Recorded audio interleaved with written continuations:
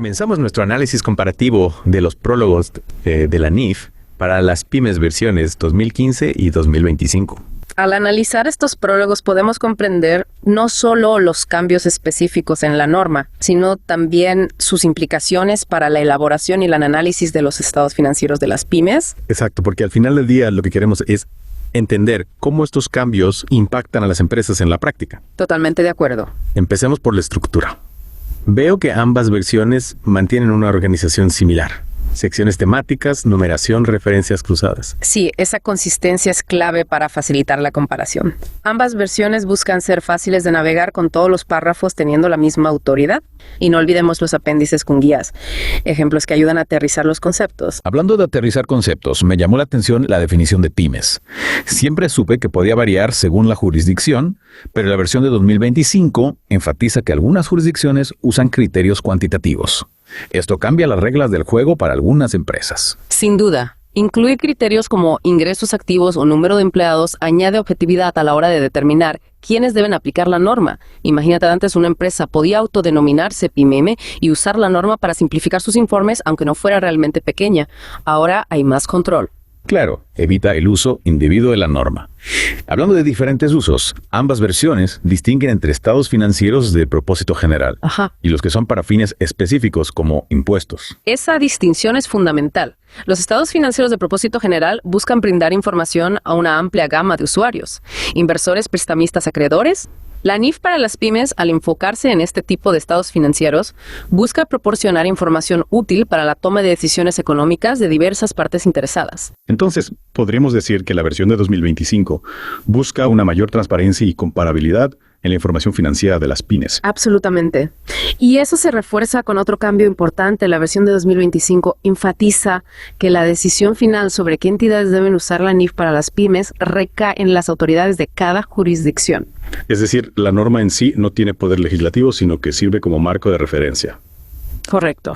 Precisamente, cada país tiene la última palabra sobre la adopción e implementación de la norma. Ya veo. Esto subraya la importancia de una definición clara de pyme en cada jurisdicción para evitar confusiones. Y hablando de definiciones, notemos el cambio en el objetivo de los estados financieros. La versión de 2015 mencionaba la utilidad para la toma de decisiones económicas. Correcto. Pero la versión de 2025 va más allá. Así es. La nueva versión especifica que la información financiera debe ser útil para los inversores prestamistas y otros acreedores al tomar decisiones sobre la provisión de recursos a la entidad. En otras palabras, se enfoca en quienes proporcionan capital a la empresa. Esto implica que las pymes deberán adaptar sus informes financieros para satisfacer las necesidades de estos usuarios. Es muy probable. La versión de 2025 pone un mayor énfasis en la rendición de cuentas a los inversores y acreedores, lo que podría implicar la necesidad de información más detallada y específica en los estados financieros. Ahora bien, ¿qué ocurre con la relación con las normativas fiscales? Siempre ha sido un tema complejo. Por supuesto. Ambas versiones reconocen la dificultad de alinear la NIF para las pymes con la legislación fiscal de cada país. Pensemos en las deducciones por depreciación, por ejemplo. Entiendo, las normas contables internacionales y las legislaciones fiscales a menudo tienen objetivos diferentes. Exacto. Las normas contables buscan reflejar la realidad económica, mientras que las leyes fiscales buscan recaudar impuestos y estimular la economía. Entonces, las empresas que apliquen la NIF para las pymes tendrán que hacer un doble trabajo para cumplir con ambas normativas. Es una posibilidad. Ambas versiones sugieren la reducción de la carga de la doble presentación de informes. ¿Cómo se puede lograr eso en la práctica? Mediante mecanismos como reconciliaciones entre la información financiera y la fiscal, o incluso con la integración de ambos tipos de reportes. Eso sería un alivio para muchas empresas. En cuanto al proceso de la actualización de la norma, hay cambios significativos. Ambas versiones establecen una revisión periódica aproximadamente cada 3 años. Esto permite mantener la norma actualizada y relevante ante los cambios en el entorno económico y empresarial. Entonces, las pymes deben estar atentas a las nuevas versiones de la norma. Sin duda. Y no solo a las nuevas versiones de la NIF para las pymes, sino también a los cambios en las NIF completas, ya que podrían tener implicaciones para las pymes. Me imagino que eso puede ser un reto para las empresas mantenerse al día con las actualizaciones. Es cierto, pero la información es poder. Conocer los cambios en la norma permite a las empresas adaptarse y tomar mejores decisiones. Y aquí es donde la versión de 2025 introduce una salvaguarda interesante. La nueva versión establece explícitamente que las pymes no deben anticipar ni aplicar cambios en las NIF completas. Antes de que se incorporen a la NIF para las pymes. Deben esperar a que el IASB actualice la NIF para las pymes antes de implementar cualquier cambio derivado de las NIF completas. Esto busca evitar confusiones y asegurar la consistencia en la aplicación de la norma. ¿Tiene sentido? Sería un caos si cada pyme interpretara los cambios a su manera. Justamente, la NIF para las pymes es un documento independiente y su actualización es un proceso deliberado que considera las necesidades específicas de las pymes.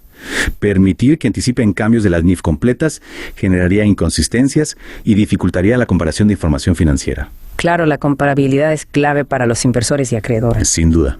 Y la versión de 2025 también aclara que en ausencia de una guía específica en la NIF para las pymes, Sí. una pyme puede optar por aplicar la guía de las NIF completas. Es como un comodín para situaciones especiales. Sí, pero con una condición importante: esos principios no deben entrar en conflicto con los requisitos de la NIF para las pymes. La prioridad siempre debe ser aplicar la guía específica de la NIF para las pymes. Correcto. Es importante que las pymes consulten con sus asesores y se aseguren de que la aplicación de la guía de las NIF completas sea apropiada en su caso particular. Hablando de guías, la versión de 2025 también trae cambios en cuanto a los apéndices. En efecto, en la versión de 2015, los apéndices con la guía de implementación no formaban parte de la norma en sí. Sin embargo, en la versión de 2025 se integran a la norma, convirtiéndose en parte de su contenido normativo. Vaya. Eso significa que ahora tienen más peso. Exactamente. La guía proporcional en los apéndices de aplicación ahora tiene la misma autoridad que los párrafos de la norma. Las pymes deben seguir las indicaciones de los apéndices con la misma rigurosidad que los requisitos de los párrafos numerados. Es decir, ya no son solo sugerencias opcionales, sino parte obligatoria de la norma. Así es. Este cambio busca brindar mayor claridad y orientación a las pymes en la aplicación de la norma, evitando interpretaciones erróneas o inconsistentes. Y hablando de ejemplos, ¿qué pasa con los ejemplos ilustrativos? También se vuelven obligatorios. No, la versión de 2025 mantiene la distinción entre apéndices de aplicación y apéndices de ejemplos ilustrativos. Los ejemplos, aunque útiles para comprender la aplicación de la norma, no tienen carácter normativo. Entonces siguen siendo una herramienta de aprendizaje, pero no una obligación. Exactamente. Las pymes no están obligadas a seguirlos al pie de la letra, pero pueden usarlos como referencia para comprender la aplicación de la norma en situaciones específicas. Es como tener un manual con ejemplos prácticos que facilitan la comprensión. Precisamente, los ejemplos ilustrativos son una herramienta pedagógica que complementa la norma, pero no la sustituye. En resumen, la versión de 2025 de la NIF para las pymes busca una mayor claridad, consistencia y comparabilidad en la información financiera. Así es. Los cambios en el prólogo, desde la definición de pymes hasta la integración de los apéndices de aplicación, reflejan la evolución de la norma y su adaptación a las necesidades de las pequeñas y medianas empresas. Y todo esto al final repercute en una mejor toma de decisiones por parte de los usuarios de la información financiera. Sin duda.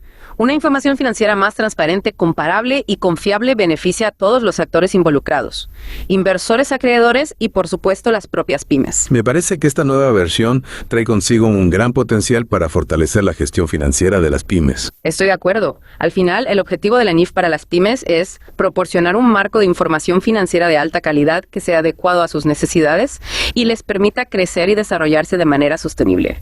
Es cierto, pero la información es poder. Conocer los cambios en la norma permite a las empresas adaptarse y tomar mejores decisiones.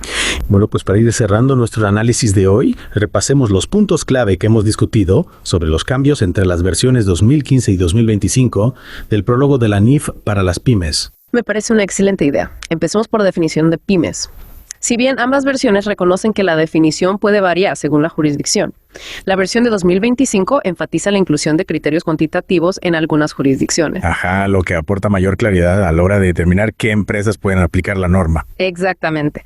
Y no olvidemos el cambio en el objetivo de los estados financieros. La versión de 2025 se centra en la utilidad para inversores prestamistas y otros acreedores al tomar decisiones sobre la provisión de recursos a la entidad. Un cambio que realmente subraya la importancia de la información financiera para la toma de decisiones de inversión y financiamiento. Totalmente. Y hablando de retos, la alineación de la NIF para las pymes con la legislación fiscal de cada país sigue siendo un tema complejo como se reconoce en ambas versiones. Cierto, pero al menos la versión de 2025, al igual que la de 2015, sugieren mecanismos para reducir la carga de la doble presentación de informes como las reconciliaciones. Sin duda, una buena noticia para las empresas. Y en cuanto al proceso de actualización, ambas versiones coinciden en la revisión periódica de la NIF para las pymes aproximadamente cada 3 años. Pero la versión de 2025 añade una aclaración fundamental, ¿no? Las pymes no deben anticipar ni aplicar cambios en las NIF completas antes de que se incorporen en la NIF para las pymes. Correcto. Una medida que busca asegurar la consistencia y la comparabilidad en la aplicación de la norma. Y por último, no podemos olvidar la integración de los apéndices de aplicación a la norma en la versión de 2025. Lo que significa que la guía proporcionada en estos apéndices ahora tiene la misma autoridad que los párrafos numerados de la norma. Exacto.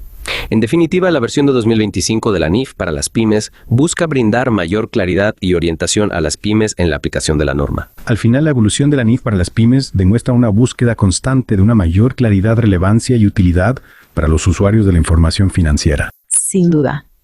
La actualización de la norma no solo refleja los cambios en el entorno económico y empresarial, sino que también busca responder a las necesidades específicas de las pequeñas y medianas empresas, reconociendo su importancia en la economía global. Una última reflexión para nuestros oyentes. Los cambios en el prólogo de la NIF para las pymes son un reflejo de cómo esta norma se adapta a las nuevas realidades del mundo empresarial. Invito a todos a analizar cómo estos cambios pueden impactar en la gestión financiera de las pymes. Y con esta invitación a la reflexión damos por finalizado nuestro análisis comparativo. Esperamos que haya sido de utilidad para comprender mejor la evolución de la NIF para las pymes. Hasta la próxima.